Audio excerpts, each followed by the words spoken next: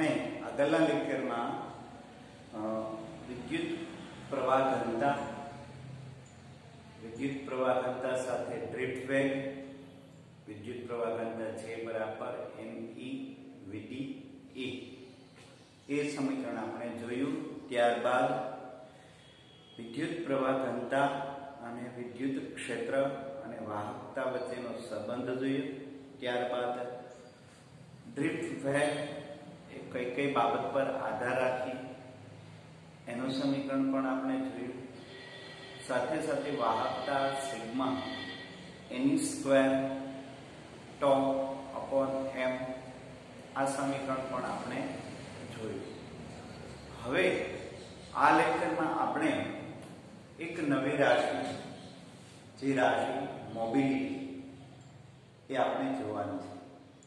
Mobility એ mobile એટલે ગતિશીલ, આમ ગણીએ તો એ વાહકતા। વિદ્યાર્થી મિત્રો, વિદ્યુત પ્રવાહનું નિર્માણ હંમેશા વીજભારની ગતિ થકી થાય અને આ વીજભારનું વહન જે કંઈ કણ દ્વારા થાય એ કણને મોબાઈલ તરીકે ઓળખવામાં આવે છે। મોબાઈલ એટલે એક પ્રકારનો કેરિયર, વાહક। સામાન્ય રીતે ધાતુ પદાર્થમાં મોબાઈલ તરીકે મુક્ત ઇલેક્ટ્રોન હોય છે। જેટલી સંખ્યામાં મુક્ત ઇલેક્ટ્રોન હોય અને આ મુક્ત ઇલેક્ટ્રોન એક છેડાથી બીજા છેડા તરફ ડ્રિફ્ટ વેગ સાથે ગતિ કરી અને વિદ્યુત પ્રવાહનું નિર્માણ કરતા હોય છે। પણ અગત્યની બાબત એ છે, ઇલેક્ટ્રોન ગતિ કરે છે એટલે એનો મતલબ એવો છે કે એમના પર રહેલો વીજભાર એક આડછેદથી બીજા આડછેદ તરફ ગતિ કરે છે।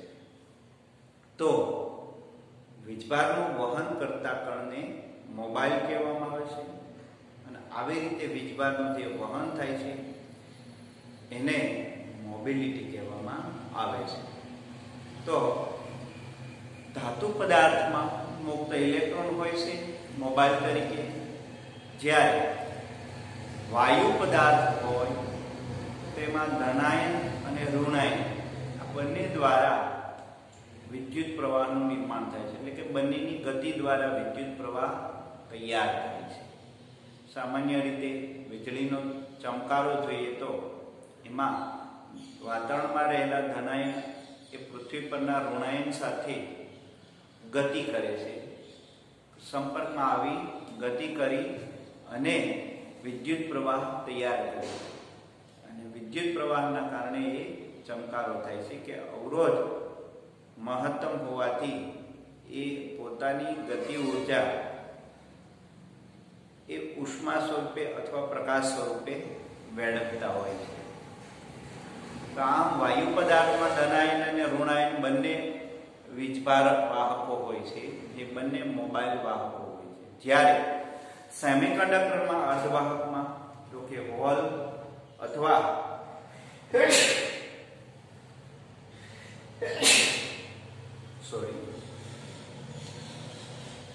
સેમિકન્ડક્ટરમાં મોબાઈલ તરીકે મુક્ત ઇલેક્ટ્રોન સાથે ઇલેક્ટ્રોન જે સ્થાનેથી મુક્ત થયા છે એ સ્થાન એટલે કે હોલ એ આગળ ઉપર આપણે સેમિકન્ડક્ટર ચેપ્ટરમાં ભણીશું। તો સેમિકન્ડક્ટરમાં મોબાઈલ તરીકે મુક્ત ઇલેક્ટ્રોન અને હોલ હોય છે। તો આમ અલગ અલગ વાહકમાં મોબાઈલ તરીકે, વાહક તરીકે વીજભારનું વહન કરતા કણો તરીકે અલગ અલગ હોય છે। ધનાયન હોય છે, ઋણાયન હોય છે, ઇલેક્ટ્રોન હોય છે, આવી રીતે હોય છે। વિદ્યુત વિભાજ્ય દ્રાવણમાં ધનાયન અને ઋણાયન બંને દ્વારા વીજભારોનું વહન થાય છે અને વિદ્યુત પ્રવાહનું નિર્માણ થાય છે। તો વિદ્યાર્થી મિત્રો, મોબિલિટી એટલે શું તો એ આપણે સમજીએ ખાસ। તો આપણે આગળના લેક્ચરમાં પ્રવાહ ઘનતાના બે સમીકરણ જોઈ ગયા। આપણે જોઈ ગયા કે પ્રવાહ ઘનતા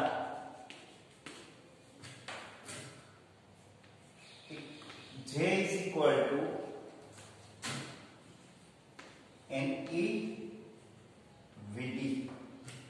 જ્યાં n વાહકમાં એકમ પદ દીઠ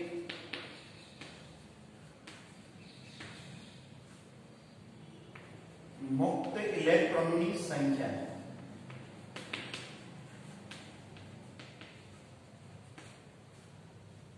E જે આપણે બધાને ખ્યાલ છે ઇલેક્ટ્રોન પરનો વીજભાર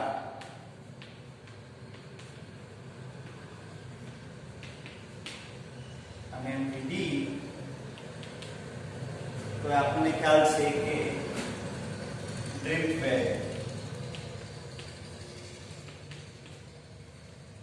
વિદ્યાર્થી મિત્રો પ્રવાહ ઘનતાની એક આ સમીકરણ વડે દર્શાવી શકાય બીજું એક પ્રવાહ ઘનતાનું એક સંબંધિત સમીકરણ આ રીતનું પણ આપણે મળ્યું તો ઓહમના નિયમને અનુરૂપ E બરાબર rho into J અહીંયા અવરોધકતા અને પ્રવાહ ઘનતા વિદ્યુત ક્ષેત્ર હવે જો અવરોધકતાને આપણે વાહકતામાં કન્વર્ટ કરીએ તો વિદ્યાર્થી મિત્રો આ રીતે આપણે વાહકતા મળશે પ્રવાહ ઘનતા J બરાબર સિગ્મા ઇન્ટુ E જ્યાં સિગ્મા એ વાહકતા વિશિષ્ટ વાહકતા કહીએ આપણે પદાર્થની વિશિષ્ટ વાહકતા આ રો ને આપણે બરાબર અહીંયા પર જવાબ દઈએ એટલે ભાગાકારમાં આવે 1/ρ એટલે અવરોધકતાના વ્યસ્તને આપણે વાહકતા કહીએ તો એને અનુરૂપ આપણે સિગ્મા લઈએ છીએ વિદ્યાર્થી મિત્રો આપણી પાસે આ બે સમીકરણ છે બે સમીકરણને આપણે જો સરખાવીએ તો આપણને મળશે સિગ્મા E બરાબર Ne Vd હવે અહીંયા આપણે આવી રીતે ગુણોત્તર લઈએ Vd upon E બરાબર sigma upon n Vd upon E બરાબર સિગ્મા upon n આ એક પ્રકારનું અચળાંક થશે જેને આપણે મ્યુ વડે દર્શાવીએ જ્યાં મ્યુ એટલે મોબિલિટી આમ જો વ્યાખ્યાની દ્રષ્ટિએ આપણે લખીએ તો એકમ વિદ્યુત ક્ષેત્ર દીઠ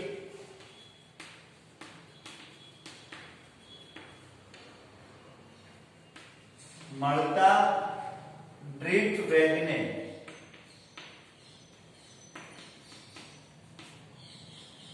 મોબિલિટી કહેવામાં આવે છે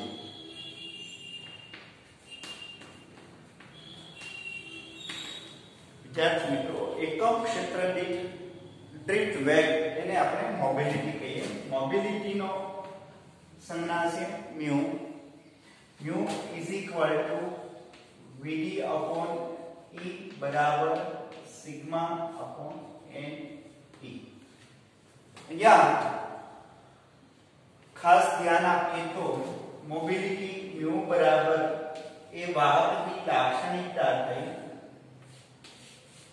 કઈ બાબત પર આધાર રાખીએ તો કે એક જે તે એમની વાહકતા બીજું મોબિલિટી એક કઈ બાબત પર વ્યસ્ત પ્રમાણમાં છે તો અહીંયા ખાસ ધ્યાનમાં રાખીએ તો મુક્ત વીજભાર વાહકોની સંખ્યા જેમ વધારે તેમ વાહકતા ઓછી મળે મોબિલિટી ઓછી મળે શા માટે તો કે જેમ જેમ મુક્ત વીજભાર વાહકોની સંખ્યા વધારે હોય તેમ તેમ પરસ્પર અથડામણ વધે અથડામણના કારણે એમનું વહન ક્ષમતા મોબિલિટીને ખાસ કહીએ તો એમ કહી શકાય કે વહન ક્ષમતા વાહકતાની ક્ષમતા વિશિષ્ટ વાહકતાની ક્ષમતા કેટલી છે તો એ ક્ષમતામાં જેમ મુક્ત વીજભાર વાહકો ઓછા તેમ તે પદાર્થની મોબિલિટી સારી વાહકતા સારી અને વીજભારના પણ વ્યસ્ત પ્રમાણમાં મળશે. તો અહીંયા આપણે વિદ્યાર્થી મિત્રો ખાસ જોઈએ તો જો મોબાઈલ તરીકે માત્ર ને માત્ર ઇલેક્ટ્રોન જ હોય જે પદાર્થમાં,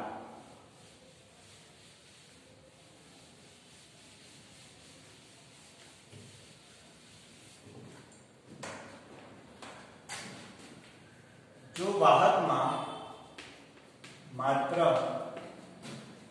મુક્ત ઇલેક્ટ્રોન હોય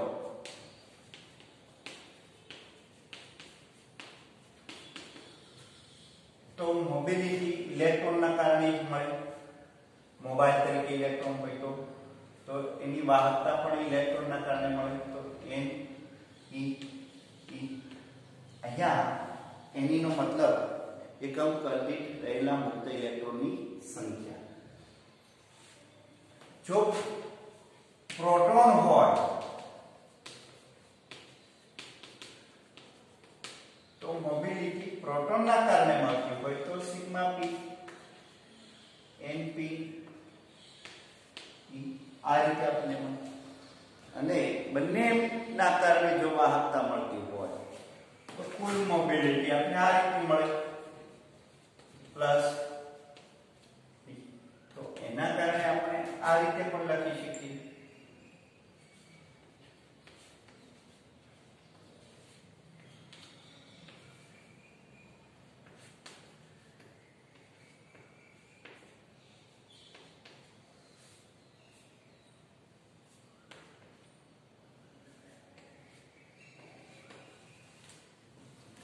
અને મોબિલિટીના સંદર્ભમાં જો વાહકતા જોવી હોય તો આપેલ પદાર્થની વાહકતા આ રીતે દર્શાવી શકાય. અહીંયા વાહકતા દર્શાવવી હોય તો વાહકતા સિગ્મા e બરાબર મોબિલિટી mu e in તો આ રીતે આપણને પદાર્થની વાહકતા મળશે. ત્યાં mu મોબિલિટી મળશે. અહીંયા મોબિલિટીનો એકમ જો લઈએ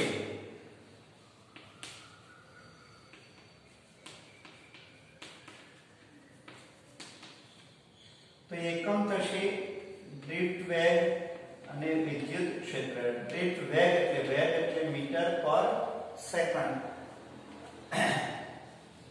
અને વિદ્યુત ક્ષેત્રનો એકમ આપણે લઈએ તો વોલ્ટ પર મીટર એટલે ઉપર જશે એટલે મોબિલિટીનો એકમ થશે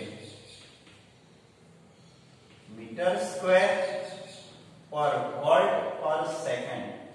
આ આપણને મોબિલિટીનો એકમ મળશે. પારિમાણિક સમીકરણ તમારી રીતે તમે તૈયાર કરી શકો છો. વોલ્ટનું પારિમાણિક સમીકરણ આગળ ઉપર આપણે ભણી ગયા વિદ્યાર્થી મિત્રો. 12 - 31 અને મીટર અને સેકન્ડનું પારિમાણિક સમીકરણ મૂકી અને મોબિલિટીનું પારિમાણિક સમીકરણ તમે તારવી શકો. તો અહીંયા વિદ્યાર્થી મિત્રો આપણે મોબિલિટી એ પૂરું કરીએ છીએ. ત્યારબાદ એક નવો ટોપિક જે આપણે જોઈએ તો અવરોધકતા તાપમાન સાથેનું અવલંબન.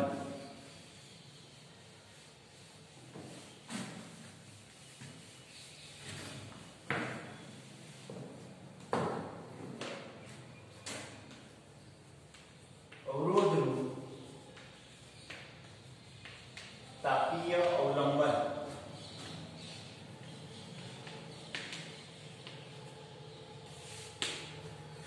આપણને ખ્યાલ છે વિદ્યાર્થી મિત્રો કે કોઈ પણ ધાતુ પદાર્થમાં રહેલા મુક્ત ઇલેક્ટ્રોન જ્યારે આપણે વિદ્યુત સ્થિતિમાન લાગુ પાડીએ ત્યારે ઇલેક્ટ્રોન એક છેડાથી બીજા છેડા તરફ જશે અને આ ઇલેક્ટ્રોન એક છેડા તરફથી બીજા છેડા તરફ જશે ત્યારે ઇલેક્ટ્રોન એ કોઈ સ્ટ્રેટ માર્ગે ગતિ કરતો નથી. ઇલેક્ટ્રોન કોઈ પરમાણુ સાથે અથડાશે અને એ પરમાણુ સાથે અથડાય એની પોતાની ગતિ ઉર્જા શૂન્ય કરી દેશે. ફરી પાછો ઇલેક્ટ્રોન એક ક્ષેત્રના કારણે ગતિ કરશે અને ફરી પાછો આમ અથડાતો ફૂટાતો ઇલેક્ટ્રોન એક છેડાથી બીજા છેડા સુધી પહોંચે છે. તો એનો મતલબ એવું છે કે ઇલેક્ટ્રોન એટલે કે વાહકને ઘણો બધો અવરોધ નડતો હોય છે. અથડામણ એટલે અવરોધ. સાથે સાથે એક કરતાં વધારે ઇલેક્ટ્રોન હોય તો ઇલેક્ટ્રોનનો ઇલેક્ટ્રોન સાથે પણ અથડામણ અનુભવવાની થતી હોય છે. તો આવી રીતે સતત અથડામણો અનુભવતો હોય તો એ અથડામણોના કારણે ઇલેક્ટ્રોન એક છેડેથી બીજા છેડે એ પહોંચે ત્યારે તો પોતાની ઘણી બધી ઉર્જા ગુમાવતો હોય છે. તો આ અવરોધની આ જે અડચણ જે છે એમને એક વાહકનો અવરોધ કહીએ છીએ. તો વિદ્યાર્થી મિત્રો, વાહકનો અવરોધ એ આગળ ઉપર આપણે જોઈ ગયા. કઈ કઈ બાબત પર આધાર રાખે? તો કે એક, વાહકનો અવરોધ વાહકના પરિમાણ પર આધાર રાખે. બીજું, એની અવરોધકતા પર પણ આધાર રાખે. આપણને ખ્યાલ છે વાહકનો અવરોધ R ρ L/A. પણ ઘણા સંજોગોમાં વાહકનું પરિમાણ આપણે ચોક્કસ કરી દઈએ. ઉપયોગમાં લેવાતા વાહકનું પરિમાણ ચોક્કસ હોય તો L/A એ અચળ થઈ જાય છે. ત્યારે અવરોધ છે એ L/A ઉપર આધાર રાખતો નથી.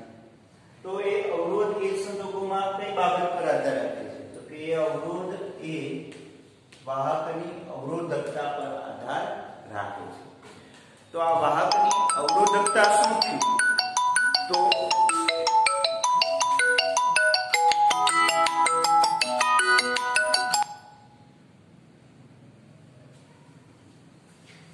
વાહકની અવરોધકતા શું થાય?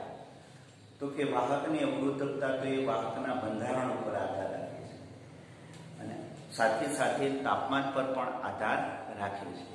તો કે બંધારણ પર અને તાપમાન પર કઈ રીતે આધાર રાખવો? તો કે બંધારણમાં એમના મુક્ત વીજભાર વાહકોની સંખ્યા કેટલી છે. બીજું, મુક્ત વીજભાર વાહકોની બંધન ઉર્જા કેટલી છે. ત્રીજું, કે વાહકનું તાપમાન વધારીએ ત્યારે મુક્ત વીજભાર વાહકોની સંખ્યામાં કઈ રીતે વધારો થાય છે. આ બાબત પર વાહકની અવરોધકતા આધાર રાખતી હોય છે. ખાસ કરીને આપણે વાહકને કોઈ એક ઉપકરણમાં સેટ કરી દીધા પછી જો એનો અવરોધ બદલાતો હોય તો એ તાપમાનને અનુરૂપ બદલાતો હોય છે. કેમ કે એમાં પરિમાણ ફિક્સ થઈ ગયા હોય છે. એટલે તો આ તાપમાનને અનુરૂપ કઈ રીતે અવરોધ બદલાતો હોય? તો આપણને ખ્યાલ છે કે જેમ જેમ વાહકનું તાપમાન વધતું જાય તેમ તેમ વાહકની અંદર રહેલા મુક્ત વીજભાર વાહકો એટલે કે ઇલેક્ટ્રોનની સંખ્યા વધતી જાય છે. તો ઇલેક્ટ્રોનની સંખ્યા વધતી જાય તેમ અથડામણ પણ વધતી જાય. તો અવરોધ પણ વધતો જાય. અવરોધકતા વધશે એટલે અવરોધ પણ વધશે. તો વાહકનું તાપમાન વધતા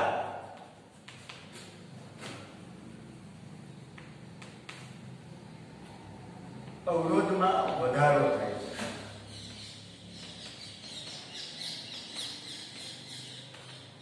એટલે કે એનો મતલબ એવો છે કે વાહકનો અવરોધ એ તાપમાનના ફેરફારના સમપ્રમાણમાં હોય છે. અહીંયા તાપમાનને આપણે થીટા વડે દર્શાવીશું વિદ્યાર્થી મિત્રો. સાથે સાથે બીજી બાબત એક કે વાહકનો અવરોધ એ મૂળ અવરોધ પર પણ આધાર રાખે છે. એટલે કે દાખલા તરીકે કોઈ એક વાહક સારો એવો હોય તો એનો અવરોધ તાપમાન સાથે જે વધે એ, અને કોઈ એક અવરોધનો પ્રારંભિક અવરોધ જ વધારે છે તો એનો પણ તાપમાન સાથેનો વધારો વધે. આપણે 11મા ધોરણમાં ભણી ગયા કે કોઈ એક તાર હોય, ધાતુના તારની લંબાઈ એ તાપમાન સાથે કઈ રીતે ચલતી? તો કે આપણને ખ્યાલ છે કે જેમ જેમ તારની લંબાઈમાં થતો ફેરફાર એ તાપમાનના ફેરફાર જેટલો હોય સાથે સાથે મૂળ લંબાઈ પર પણ આધાર રાખતો હોય છે. તો અહીંયા પણ અવરોધમાં થતો ફેરફાર એ તાપમાનના ફેરફારના સમપ્રમાણમાં. જેમ જેમ તાપમાન વધે તેમ તેમ અવરોધનો ફેરફાર વધતો જાય. તાપમાન ઘટે તેમ તેમ અવરોધમાં ઘટાડો. બીજું એક આ અવરોધ મૂળ અવરોધ પર પણ આધાર રાખે, પ્રારંભિક અવરોધ પર પણ આધાર રાખે છે. તો અવરોધનો ફેરફાર એ મૂળ અવરોધ પર પણ આધાર રાખે છે. હવે જો આપણે સપ્રમાણતા અચળાંક લઈએ તો delta R is equal to અહીંયા આલ્ફા r0 ડેલ્ટા થીટા, જે આલ્ફા છે એ તાપીય ગુણાંક કહીએ અથવા સપ્રમાણતા ગુણાંક અથવા અવરોધકતા તાપમાન ગુણાંક કહીએ, જ્યાં આલ્ફાની અવરોધકતા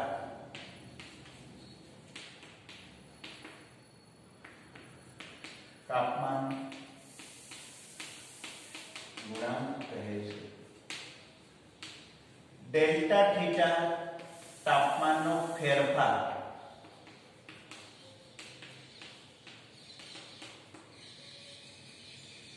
r0 મૂળ અવરોધ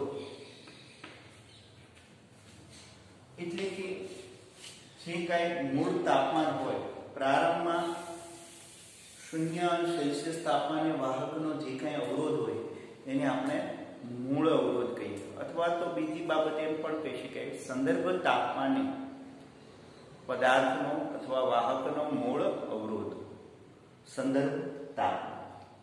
હવે આ સમીકરણને જો આપણે વિશેષમાં લખીએ તો આ રીતે લખી શકાય: થીટા તાપમાને અવરોધ, થીટા માઈનસ મૂળ અવરોધ, આલ્ફા મૂળ અવરોધ, તાપમાનનો ફેરફાર એને આપણે આ રીતે લખીએ થીટા માઈનસ થીટા 0. થીટા 0 એટલે કે સંદર્ભ તાપમાન. સંદર્ભ તાપમાન ઘણા મોટા ભાગે 0 સેલ્સિયસ હોય છે, કેમ કે 0 સેલ્સિયસ તાપમાને જે મળતો અવરોધ એને આપણે મૂળ અવરોધ કહીએ છીએ. પણ ઘણા દાખલામાં એવું હોય છે કે સંદર્ભ તાપમાન આપેલું હોય છે કે 20 સેલ્સિયસ તાપમાન પછી તાપમાન વધારવામાં આવે અને અવરોધની ગણતરી કરવામાં આવે ત્યારે સંદર્ભ તાપમાન આપેલું હોય ત્યારે થીટા 0 તરીકે 20 સેલ્સિયસ આપેલું હોય, ઘણીવાર 25 સેલ્સિયસ આપેલું હોય તો એ તાપમાન લેવાનું હોય છે. અહીંયા વિદ્યાર્થી મિત્રો r0